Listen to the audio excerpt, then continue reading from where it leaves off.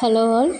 Today we are going to see about cholinergic agents. So when you are relaxing after a meal, what happens?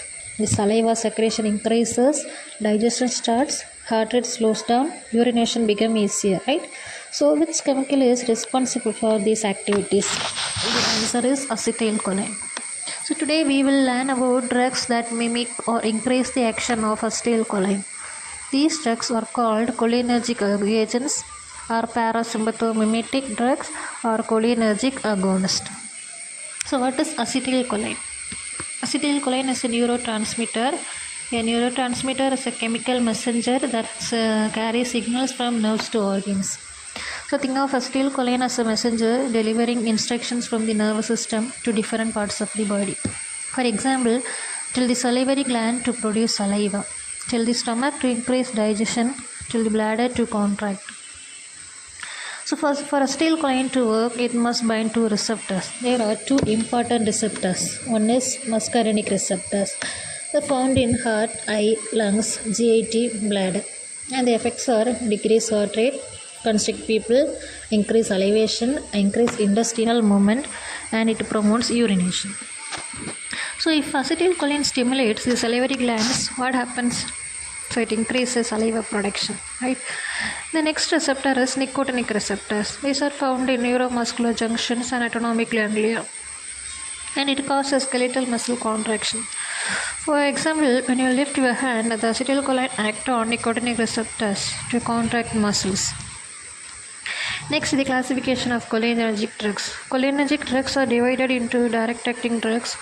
It acts directly on receptors. For example, bethanical, pilocarpine. And the next one is indirect acting drugs. It increases acetylcholine by inhibiting acetylcholinesterase. For example, azithromycin and physostigmine. First, we move into the direct acting drugs. The first one is bethanical. It stimulates the muscarinic receptors and it contracts the urinary bladder. So it is used for urinary retention after surgery. So a patient cannot pass urine after surgery. Which cholinergic drug can help? Yes, the answer is bethanical. So next, pilocarpine.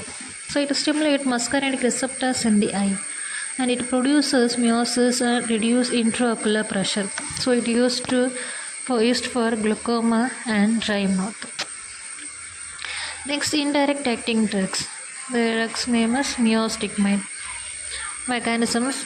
So it inhibits acetylcholinesterase. So when we block the acetylcholinesterase, the acetylcholine excretion is decreased, and we get more acetylcholine. So it uses myasthenia gravis. So in this disease, nicotinic receptors are destroyed by antibodies. So the result is muscle weakness. So neostigmine increases acetylcholine and it improves muscle strength. Next, the physostigmine, it can enter the brain and it gives us to reverse the atropine poison. Next, too much of cholinergic activity causes salivation, lacrimation, urination, diarrhea, GI cramps, and emesis. So the additional effects are bradycardia, meiosis, and sweating. So students, remember one simple rule: whenever acetylcholine increases, the body enters rest and digest mode. So cholinergic drugs causes more saliva, more digestion, more urination, smaller pupils, and slower heart rate. So the important drugs, once again I will tell you: bethanical, it helps for urinary retention; pilocarpine, glaucoma; neostigmine used for myasthenia gravis; physostigmine used for atropine poisoning. So thank you.